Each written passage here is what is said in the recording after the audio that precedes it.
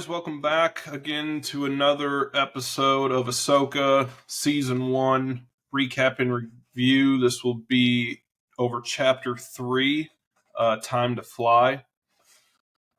Just a few quick housekeeping notes. I went back and watched Episode 1. There is one thing we got wrong. We just pronounced it wrong. The planet that Ezra Miller, his home planet where Sabine was found in the first one, we kept calling it Locath, which it is actually called Lothal. So Yeah, our bad. Yep, that's my bad. No. I mean, my bad too. I was calling it that too. So I think eventually Ugh. during the episode we corrected ourselves. Just never made a point to say, "Oh no, this is actually Lothal." So. Yeah, I'll be waiting out in my front yard for the lynching. So whenever you guys ready. Also, episode 1, I just wanted to, this is new for both of us, so I kept saying the words kinda and a lot, like probably 57 times, so I'm going to try to refrain from that moving forward. I haven't had the chance to listen to episode 2 yet all the way through, so we'll see what comes from that, but There's a lot like of we said in the there. beginning, oh yeah, I mean, this is new for us. We're doing this just to get our feet wet, so kind of work out all the bugs if we can. That way, when our plan is for when like a new series does come along that we want to follow, like the day after, do a reaction video, do a recap and review of that episode, whatever. We'll hopefully have these things worked out. Obviously, the series has been out for a couple weeks now, so we're just working some of these things out. It's gonna take some time. I just wanted to real quick just do a I guess intro whatever for where we're at, where you guys can get a hold of us. I've said it a couple times on the first 2 episodes, but just in case anyone needs that reminder, we're on Facebook at Pixels Plots and Parenting. We are on YouTube at Pixels Plots and Parenting, and Spotify at 3PN Pixels Plots and Parenting. So either 3PN Pixels Plots and Parenting, you can type that in, it'll come up. Or if you want to reach out to us directly, go ahead. Don't just look up 3PN. I've tried looking up some of our content before I was actually attached to it. And if you just look up 3PN, you're going to get a whole bunch of stuff. So definitely, I know it's a pain, but type out Pixels, Plots, and Parenting. Also, I just said like 20 times, so we're on a good start today. Hey, we're on a good start already. Also, reach out to us directly at our email at pixelsplotsandparenting@gmail.com. Yeah. Alrighty. Also, one last thing. I know sometimes we can be a little bit late getting out videos and not making our own time crunches. Just so everyone is aware, Jake is the sole editor and uploader currently. So send all your hate mail to him. It's all his fault. Yeah. I think getting into this, I overestimated my abilities a little bit, but we're getting there. It's a learning curve, I think all of us work full time. Got jobs, work full time, got kids, but I'm trying to stay on task and utilize my time wisely. But that being said, we'll jump right into Chapter 3, A Time to Fly. We first left off at the end of chapter 2 with Sabine joining Ahsoka aboard her ship, calling her Padawan again.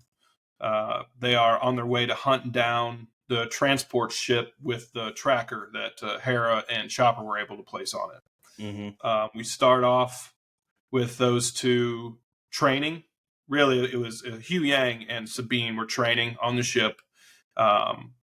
He's still being a sarcastic asshole, which I absolutely love about Sabine's skills, just like razzing her every chance he gets, which I think is just great. Yeah. Ahsoka tells Sabine that she needs to train her mind as much as her body. She has these Mandalorian skills, so she's pretty skilled already as it comes to like an actual warrior fighting with her blasters, things like that. Even lightsaber, she's not ill-equipped with it. She's not Jedi Yeah. level, but she can use it, right? She has those Yep. Mandalorian skills that she can use. But her mind, and I think we talked about this even possibly even the first episode, and I think we touched on a little the second episode that Sabine needs to train her mind. She needs to use the Force. Yeah. It needs to learn how to. Uh, Ahsoka She's getting there has, though. yeah. So, and that's during this scene. So Ahsoka has, Hugh Yang kind of step aside, and she has her put on that helmet that blinds her vision, right? Which is classic. And They do classic that. Star They do Wars. that. Everyone that's learning how to become a Jedi, they always put on something to block their eyes. Luke did it. Anakin did it. Oh yeah, Ahsoka, I believe, did it. Like I think yep. Rey did it. Everyone. That's like their one of the first things to initially like.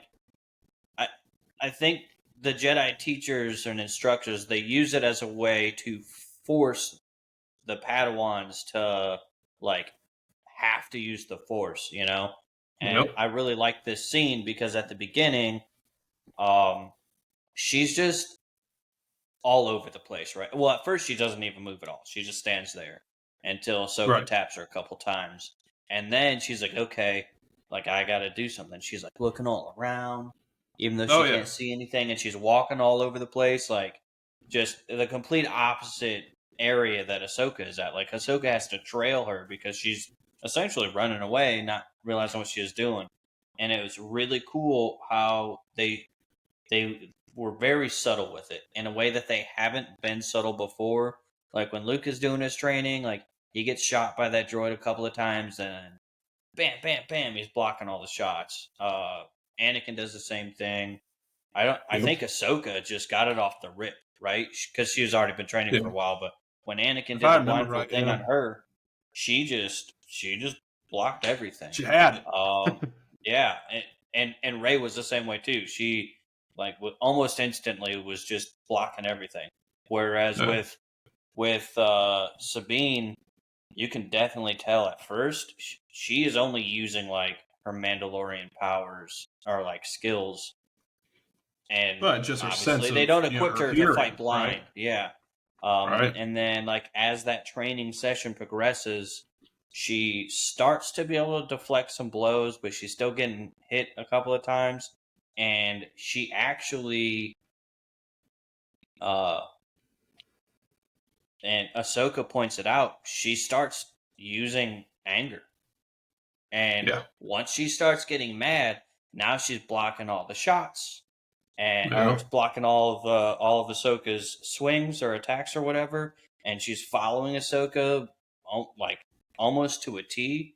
And Ahsoka trips her up, and she's like, "Hey, like good job, like that wasn't bad, but you're letting anger and frustration give you power. So like Well, we know where that that leads, right? unbalances you. Yeah, what's that? Yeah. I would say we know where that leads. Once you Yeah, start and using your that's essentially what emotions Ahsoka and that's essentially what Ahsoka was saying is like, listen, you're gonna be more powerful, feel more powerful when you start tapping into these emotions like you just did. But like it's also gonna unbalance you. And obviously the yeah, force is all about balance. So and then right after that she's like, all right, let's go again. And it cuts to the next scene. But I just thought it was a yeah. really cool way to very subtly show that although Sabine doesn't have any natural talent as far as wielding the force is concerned, it's still there, Well, you you can know. still by the end of their little training sparring session, you can definitely see the potential. It's Mm-hmm. not non-existent because when they first started, it was like it was terrible. And the Yeah. best part of this this scene is when they kept panning over Hugh Yang. You can almost see his like the shades of his eyes looking like this is not gonna. Yeah. He has that facial expression like this is. I Yeah. told you, I told you this is not Yeah. gonna He's, work. he's he's got RBF going on hard.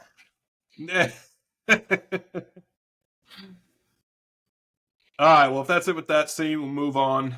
We cut back to Hera Syndulla with the New Republic fleet. She's called into basically like a briefing with the new chancellor and a counselor or a council of senators. to recount, basically like a briefing, right? To recount her findings at the shipyard and the attack and all that. You can definitely Mm-hmm. see the council's reluctance to take anything she's saying seriously. I think the only person that you can really see is maybe believing her kind of on her side is the chancellor, right? All the other ones, Mm-hmm. especially, I wrote his name down here. That guy on the left, or I guess, yeah, the left hand side of the chancellor, um, Yeah. Ziono. He's kind of a dick, so don't like him. Or the lady on the other side of her. They just Mm-hmm. obviously, and this is, and we'll get to this in a minute. I'll go through the scene, but this is exactly why the New Republic didn't work out. So she basically says she asked for approval to send a task force to the Denab system to further investigate. This is where Ahsoka and Sabine are heading. It's basically backup for these guys, right? And she's basically gaslit and told that this is just her need to find Ezra Bridger, and that it's her wanting to use the New Republic's resources to further her own agenda, which is ridiculous. And the woman senator, I don't know, I couldn't get her name, but the one standing next to the chancellor, uh, she basically says something to the effect of that the throughout the New Republic at all different levels there are former Imperials, right, that have sworn an oath of uh, what do you want to call it, loyalty, right? Yeah. And as soon as he said, because I think we kind of said something to the effect of the last episode when we were at that shipyard when it's Empire. What did that guy say? He stands up and says something about for the Empire, whatever, and that's when Yeah. all For that the breaks Empire. loose. Yeah. Yeah, and this is exactly the problem and why this all went to shit in the first place. Yeah. It's that kind of thinking and not the proactive. Okay, maybe we don't take former Empire whatever employees or sympathizers whatever and try to like incorporate them into the new government. I mean, I'm all Yeah. for like trying to make a new way, right? But this is exactly the problem. Well, and Um, so I've got a few comments on the current yeah, go ahead. I mean, council. that's pretty much the scene. So go ahead. Yeah. So it seems to me like the chancellor is kind of on Hera's side, like you said. Like she Yeah, kind of wants to give Hera her army, but she's playing the politic game, which never works out for anybody. Um, and then no, she's she's got definitely being that the politician. yeah, and she's got that chick on her side who I think is just ignorant. Um, Absolutely. because she's just like, oh yeah, they're just outliers. They're just like small splinter cells. We don't have to worry about it. Blah blah blah blah blah blah blah. Obviously, she's not a historian because if she would have watched or if she would have read up on the previous republic, that was their downfall. If she would have read up on the Empire, that was their downfall. If she would have read up on the freaking Jedi Council, that was their downfall. Is just thinking that like these Yep. small groups couldn't amount to enough to disrupt the status quo. I think she's just stupid. Which Well, I agree with you there with that lady, that senator. However, I think that other senator, that Ziono, I think he's I I almost malicious. I think he is feigning ignorance. I think Yeah. that he is like working for the Empire. Well, Um, you even see Hera make the kind of jabs at him, right? About what did yeah, you fight in the rebellion yeah. or whatever, and He waited to see who won, who so he came out could on have top. power. Yeah. Yeah, yeah. So he could Yep. have power. Oh, and But she was dead on right there. yeah. So and you could see it when she said that. Like he knew she was right. That's exactly what he did. And from that Yeah. point on, those two were just like, for the rest of the show, those two are at each other's throats. I think either one, he is currently like a secret agent for the old Empire, or two, whenever season 2 comes out, he's gonna flop sides. I think that either he's already flop sides, or once he realizes Thrawn is on the board again, I think he's gonna switch sides and mess everyone up. Because he just, I mean, Yeah, that would not be a he already far leap, seems like a right? snake, right? What's that? Oh yeah. It wouldn't be a far leap for him, I don't No. think. I mean, they're already setting that up. Whether it happens or not, I don't know. But obviously I don't like the guy. So Well, yeah, and it's like, and this will play out more in some of the later episodes. But like even Mhm. simple requests that Hera has, he's just like, nope, this would Yeah, cost us like almost no money, but nope, don't think so. yeah, yeah. Not a great guy. So No. that at the end of that scene, I believe the chancellor and the council there asked her to give them a minute to deliberate amongst themselves. Right. So Yeah. Hera steps out, gives them time to discuss.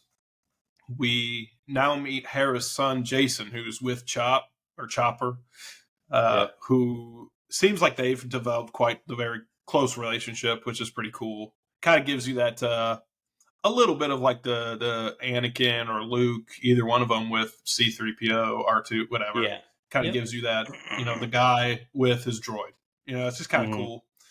Um, Now we will get into this probably next episode. I think it is. So Yep. I don't want to dive too deep into this, but at this point, do you know, or did you know who his father was?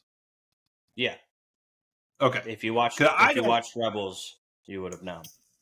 Okay, all right. I just wanted to be clear because obviously I watched Rebels, but I wasn't like following it too closely. I could have guessed, but like once we got to that, I think it was the next episode that pretty much laid out and tell you exactly who his father was. So, Yeah. um, So Hera gets pregnant towards the end of Rebels. okay, Right before, oh, I can't remember his name right now. Ezra's master. Right yeah, before he yeah, sacrifices himself, yeah. she's like, "Hey, by the way, like, I'm pregnant." Um, See, that's and what I I couldn't don't, remember if they yeah, actually brought that into the Rebels or not. For whatever reason, I was just spacing on that. I don't remember if they show the kid or not at the end of Rebels, like as a baby, because I know they do a little bit of a sort of montage at the end of Rebels to show like where everyone's at and Like a stuff. flash forward type thing. Yeah. So I don't remember if they show, or I think um Ezra's master actually has a vision of the future of his like future kid. So Gotcha.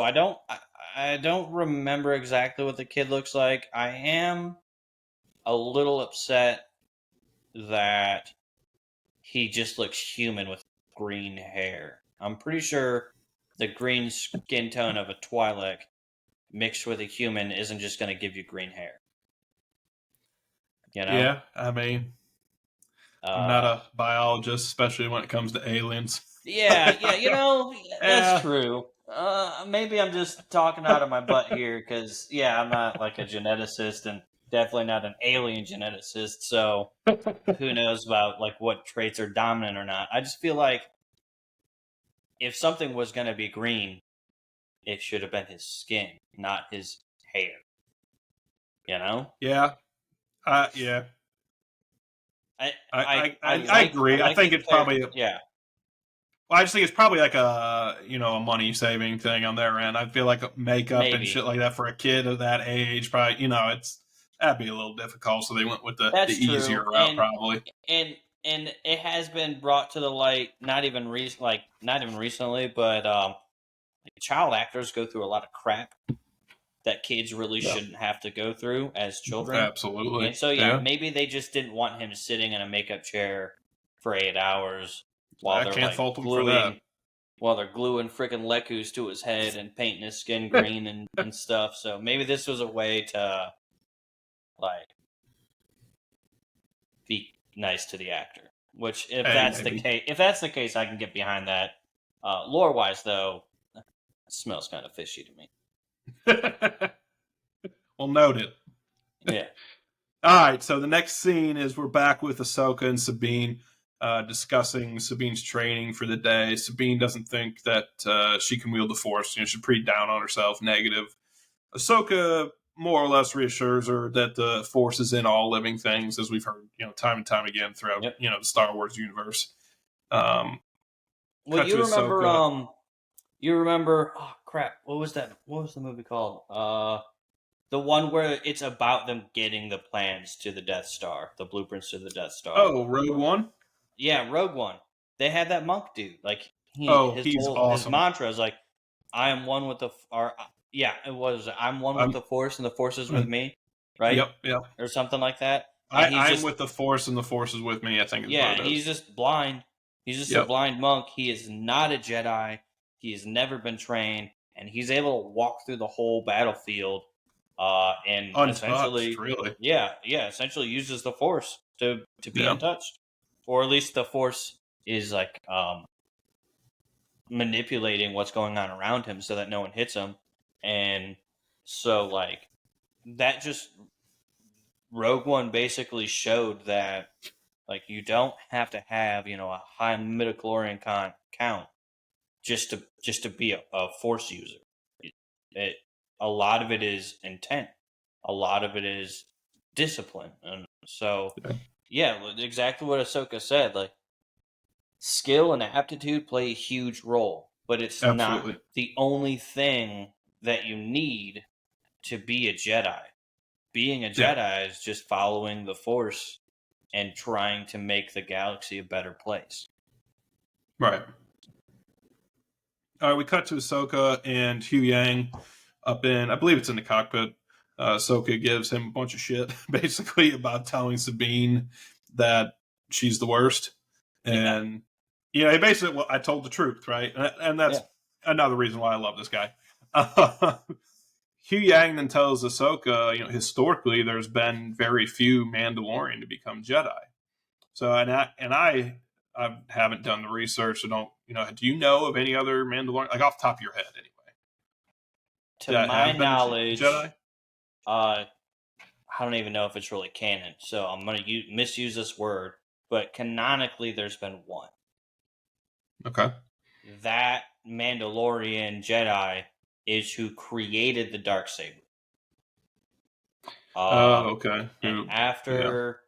after he passes all of his trials and he makes his first blade, which ends up being the dark saber, and becomes Mm-hmm. a Jedi Master, he is given leave essentially to like leave the Jedi Order and go help his people out, and that is why the dark saber is seen as um like whoever wields it rules Mandalore because that that guy is who set that. I don't know what his name is, but he's the one that set that up, right? Uh, Mandalorians in the past, for lack of a better term, are basically like tribal warrior barbarians, right? So Right. lots of infighting, and it's only in times of like great crisis that all the tribes band together, and then they go on a giant war and do whatever it is that they need to do, kill a bunch of people. And so the guy that made the dark saber was just one in a line of Mandalorians that came through and united everybody and essentially saved Mandalore as a culture and as a people. So that dark saber is like an ancient relic held in high regard to all Mandalorians, and essentially like, hey, if you are strong enough to wield that and beat whoever was wielding it before, then you're strong enough to lead Mandalore. So that's why they all follow the dark saber. Okay. As far as I know, that's the only Mandalorian that was able to become a Jedi, and that's who Yang is talking about. He's talking about the Padawan that built the dark saber. Gotcha. This is also where Ahsoka says that she doesn't need Sabine to be a Jedi. She just needs her to be herself. We talked about that pretty in depth, an Mm-hmm. episode or two ago, whatever it was. And then Huyang also tells her that she comes from a long line of non-traditional Jedi, so she fits right in.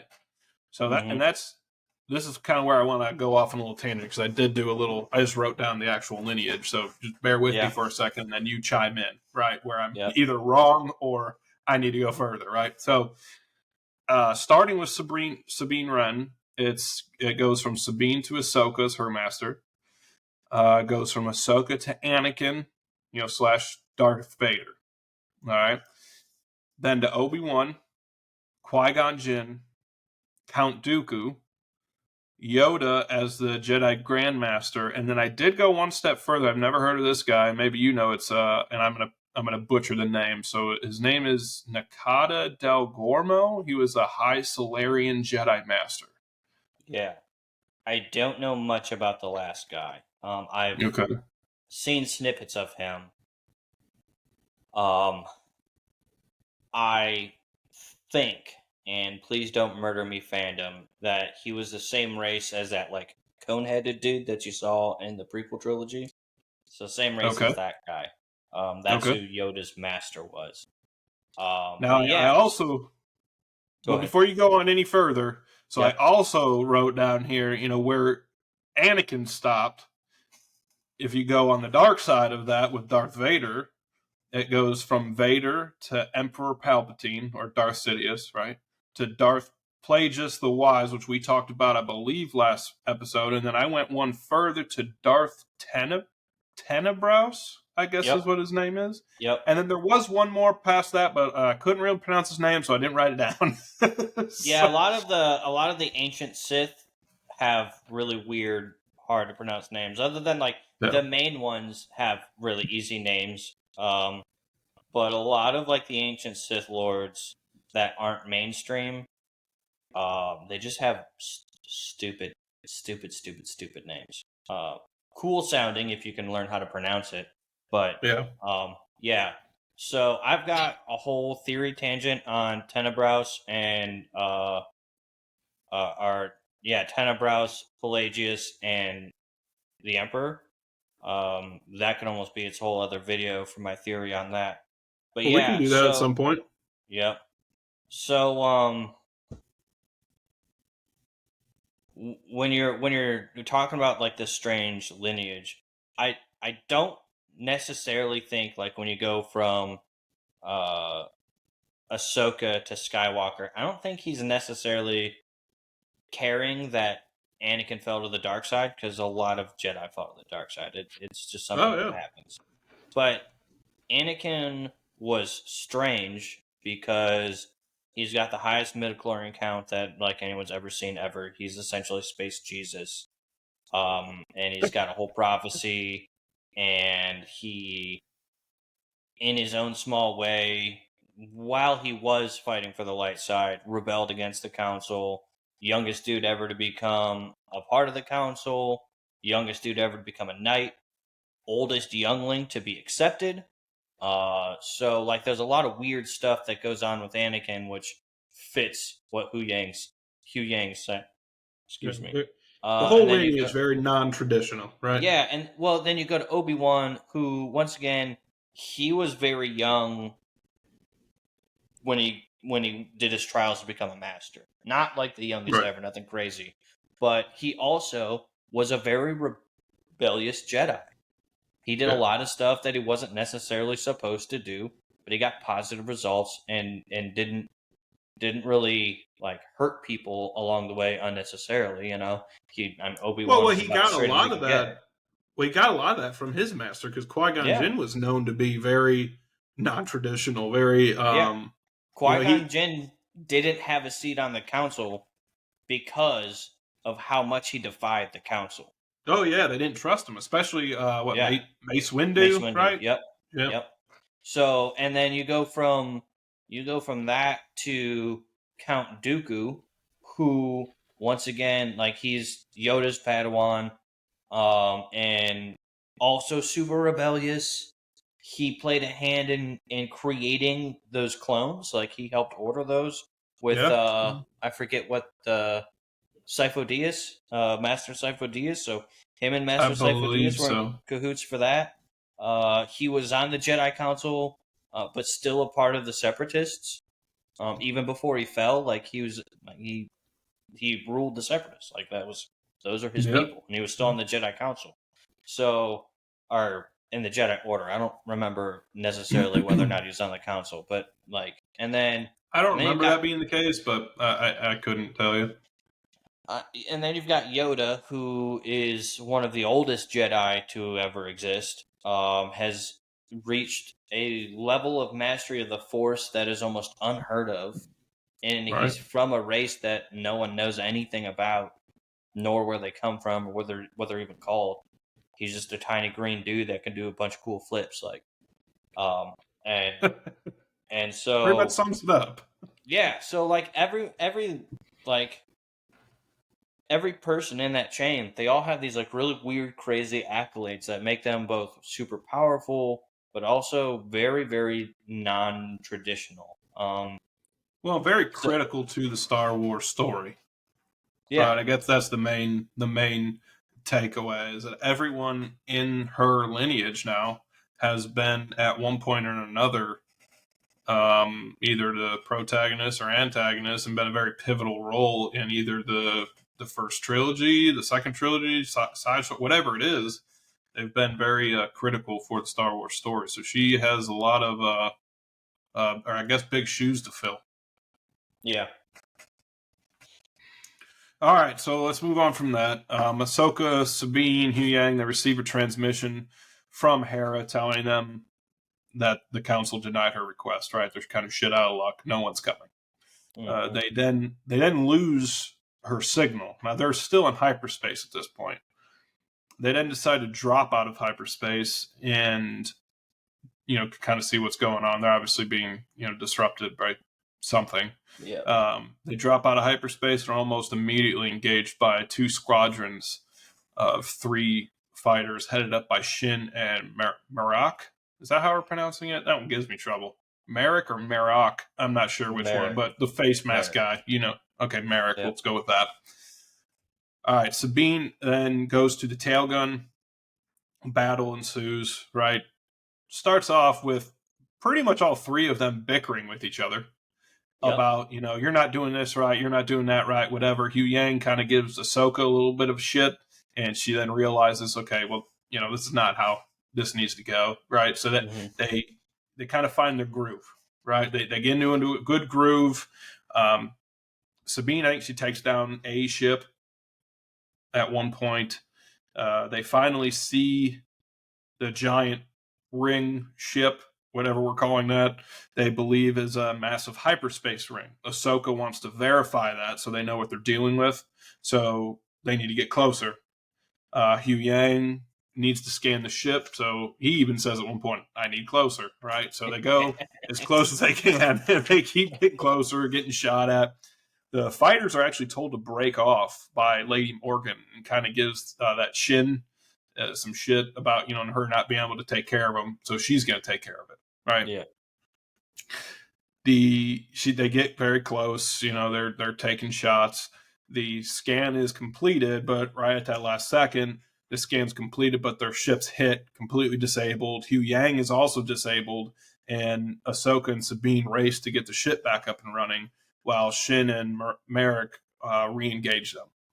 So Ahsoka, in in my opinion, one of the coolest scenes in the series, she yeah, leaves the ship, right? Gets on the wing of her ship and basically confronts these fighters just mano a mano, two lightsabers, and she actually ends up taking out one of the ships with her yeah. lightsabers, It's which really was cool. awesome. All right. Meanwhile, Sabine gets the ship back up and running. Ahsoka gets back in the ship and they take off. Do you have anything to add from there? Yeah, so winding back to the beginning of this scene when they're first getting engaged, and there's all that bickering going on. I think this shows a lot of growth in Ahsoka.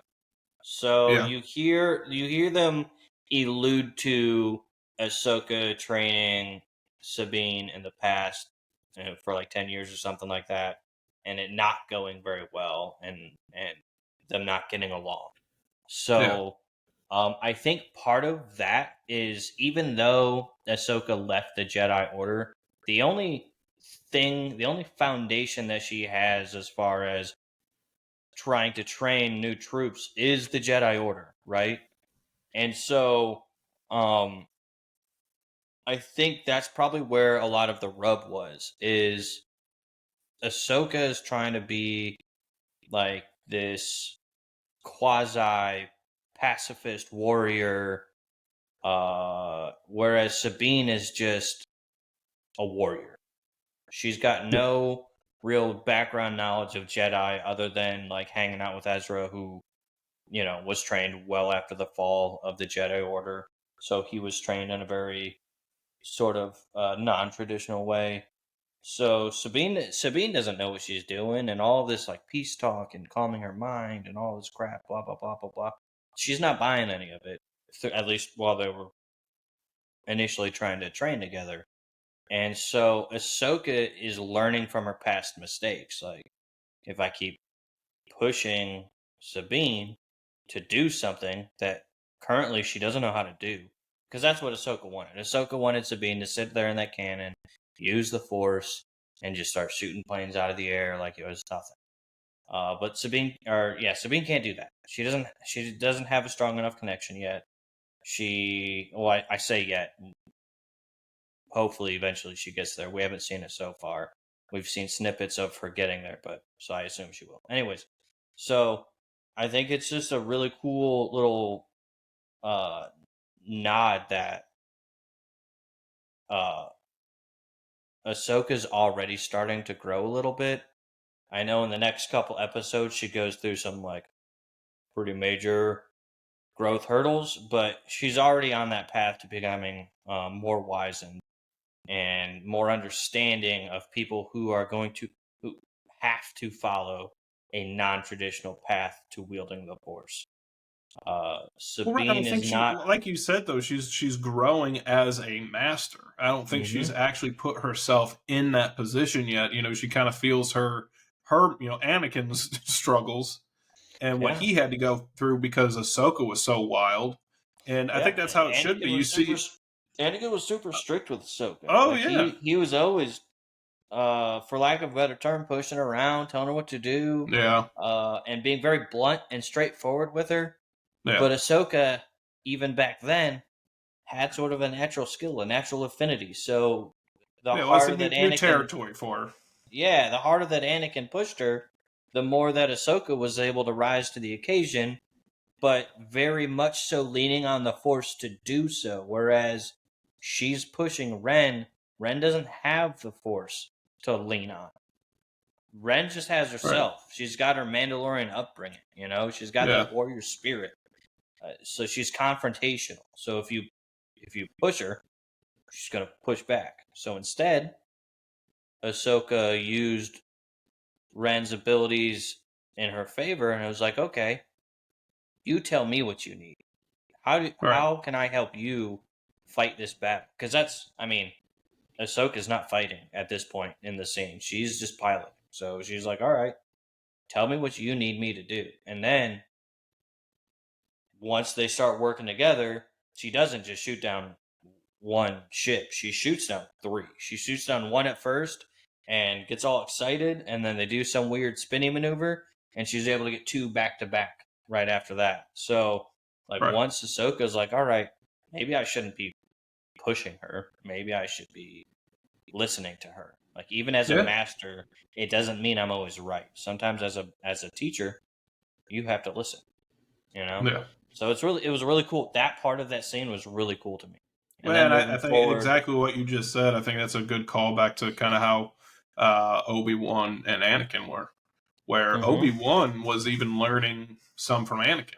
yeah, Now, Anakin should have probably learned more from Obi-Wan and taken him a little more serious. I think he got a little wild in his ways, but at the same time, Obi-Wan kind of was the more laid back. He wasn't as skilled as Anakin was, and he knew that, and so they did learn from each other. And I think it's kind of yeah, reflected in this kind of relationship, not the same way, but very just it would kind of call back to that. That's kind of what it reminded me yeah. of a little bit. And in that vein of like Obi-Wan and Anakin, I know this is going to detract from episode 3 of Ahsoka, but I think it deserves to be said.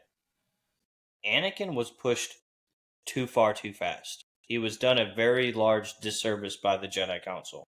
They Yeah. saw a weapon in him, as the prophecy, and they very much pushed it real hard. Now, Anakin should have been tempered early on, and they should have kept tempering him as the training went. But Yeah. essentially, once once Anakin started passing the trials, like, all right, cool, like you're a knight now, you can go and like follow the Jedi code, but like go and do your own thing. Start fighting these battles, become a general, do all this stuff. But Anakin's powers were still developing. He hadn't learned everything there was to learn, or at least everything that he needed to learn.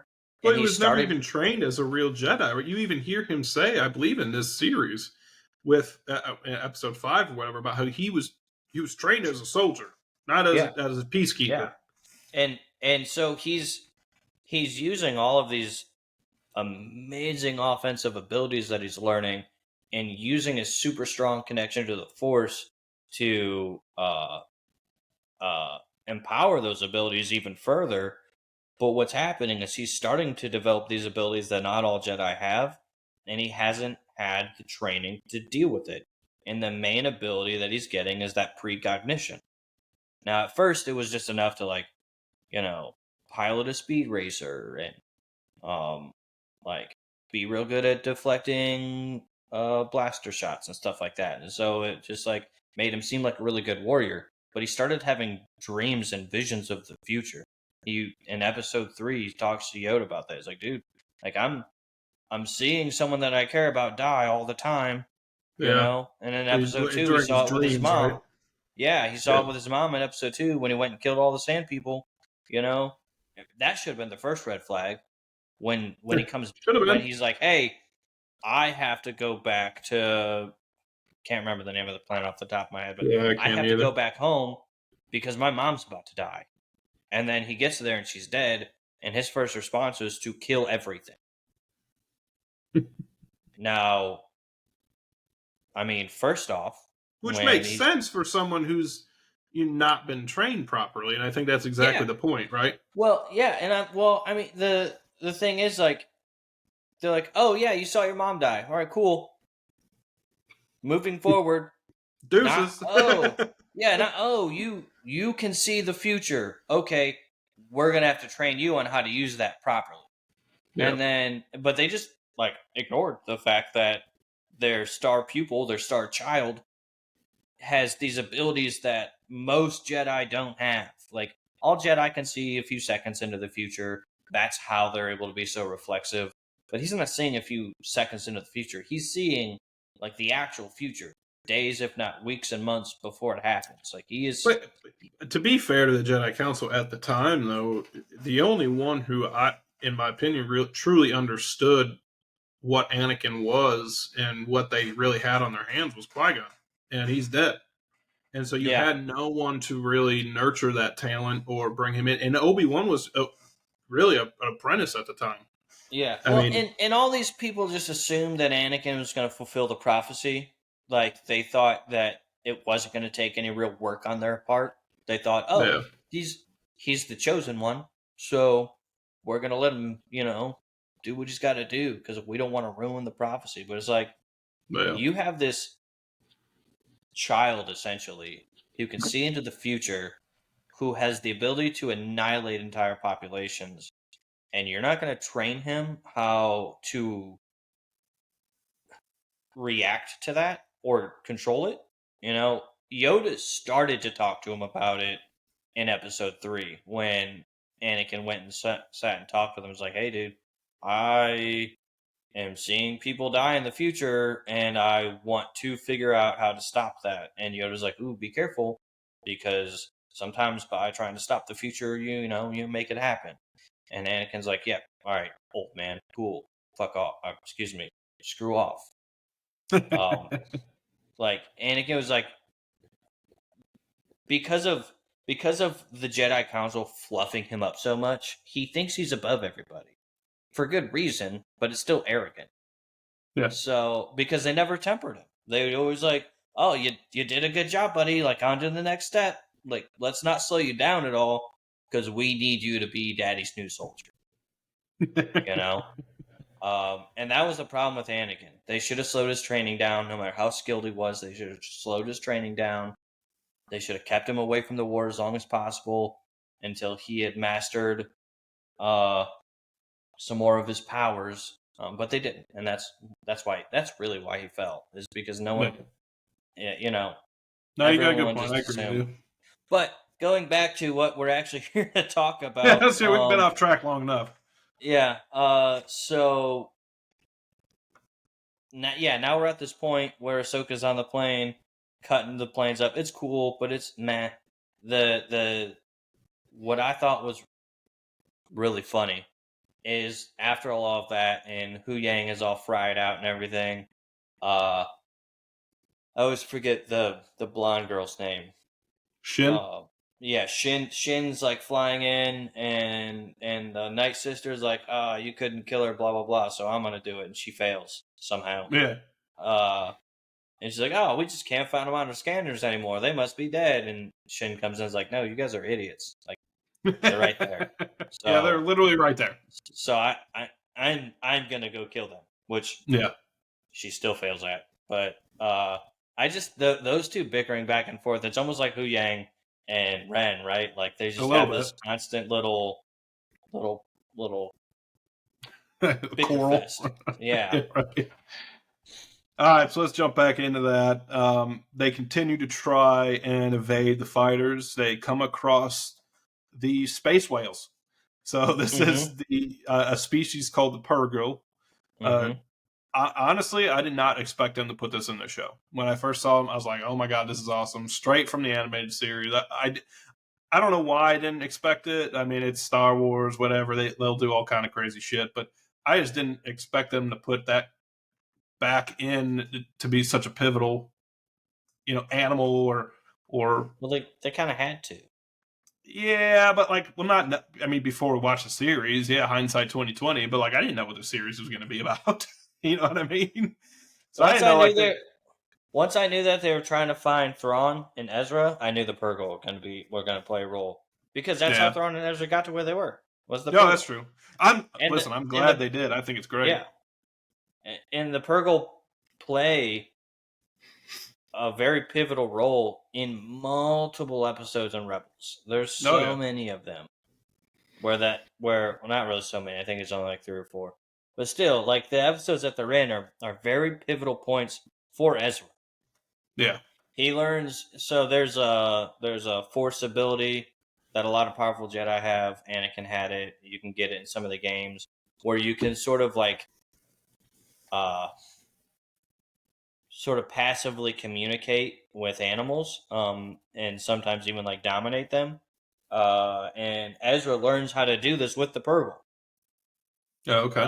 So is there's just a lot of cool stuff with the Purgle, Oh, I and love it. But yeah, and as far as like just the special effects, I mean, they looked fantastic. I think it was yeah, great. Um, but yeah, I don't know. I'm really pleased with how they pulled that off. I'm Uh, also well. We'll save. Never mind. I was gonna make a comment, but we'll save it for a later episode. yeah, yeah. All right, Sabine, who is now piloting the ship, loses Shin and the other fighters amongst the Purgo. Hu Yang wakes up finally, and they decide to put the ship down on the planet's surface for repairs. Hu Yang verifies that the massive ship is in fact a hyperspace ring, but nothing like he's ever seen before, just referring to its Mm-hmm. scale. It's absolutely massive. They end up putting together that the ship is being used to travel to, a neighboring galaxy, um, to obviously find what the hell's his name? Thrawn, sorry. Yeah. To find the Grand Admiral Thrawn. They He even mentions it was almost like rumors, all right, that the young Jedi are told about these hyperspace lanes between galaxies that the Purgle use, which I thought was kind of a pretty cool bit of information. Mm-hmm. So, do you have anything to add to that? I did find it. There was a scene back when they were trying to fix the ship while they were still in space, and Ren is under Ren is underneath there, and she's like looking at Hu Yang. She's like, "The one time that I want your advice," and it Yeah. just Yep, and he's out cold. yeah. But no, I mean, so yeah, we already touched on the Purgle. It's cool that they're in it. Yeah. Now they're on the planet. So I mean, I guess this is the end of the episode. Uh, what Almost. We we're got one more scene. Let me just get to that scene, and then we'll just give our okay. overall thoughts. It basically cuts back to Balon at the Night Sisters structure, whatever we're calling it, wherever they read that star map. Yep. He tells there's a kind of like a little faction of droids he's with, and he tells them that basically the ship touched down in the forest and to go hunt them down. Mm-hmm. And that's where we end chapter Yeah. 3. So, your Yep. thoughts? So I think this was another, just like the last episode, this was another one of those sleeper episodes where, it's not necessarily as in your face exciting as some of the stuff that we have gotten into and will get into, but there's a lot of real cool subtle stuff, callbacks and uh, pathways of the force being explored. Like this is one of those episodes where if you're not super into like the lore of Star Wars, it may have been boring to you.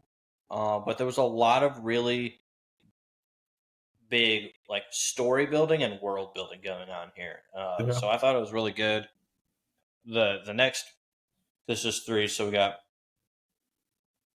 4, 5, and 6 are like the biggest hitters in this series. Yeah. So these next 3 episodes are pretty insane, and these last 2 episodes are basically what are building into that. The Yeah. first episode was obviously really good. Thought it was a great entry into the series. It gave us our starting point and let us know what was up and what we're trying to do here. The last 2 episodes have been more, I guess, world building and kind of lore building for this series. So they were really neat. Some really cool Easter eggs and callbacks. A lot of stuff to think about. I don't know. I enjoyed it. I Yeah, guess is my I'd thought. have to agree with you. I think that this episode was better than episode 2. I think it was a little Yep. more faster paced. You got a lot Yep. more I'll give you that. information. You got the kind of coming together of Ahsoka and Sabine. So a little more sarcastic banter from Hu Yang, which I love. No, I thought it was good. Like you said, world building, but leaves you off right at kind of the cusp of what's to come. Right, Yeah. the where it really starts kicking off. So Yeah. again, I loved it. I didn't think it was I didn't think it was really slow. Like you said, like we've talked about the criticism over and over again. We don't Yeah. have to rehash that again. But I didn't think it was necessarily boring or slow. I just think it was just a lot of information that we needed to get to where we're going. Yeah. Right. Exactly. Yep. So, did you have anything else on chapter 3? I don't think so. I think we hit it pretty good. Um, Yeah. yeah. I thought that was good. That was a good one. Definitely enjoy it so far. So, again, we are 3PN or Pixels, Plots, and Parenting Network. We are on Facebook at Pixels, Plots, and Parenting Network. We are on YouTube at the same name, Spotify at 3PN Pixels, Plots, and Parenting Network. You can reach out directly. Any comments, any suggestions for future content, anything, video games, shows, movies, whatever it is, or if you just have some feedback, what we could do better, anything, email at pixelsplotsandparenting at gmail.com. Yeah. Join us next episode where we are going to recap chapter 4, Fallen Jedi. And that's it for us at 3 p.m. I'm Jake. And I'm Shane. And we're out.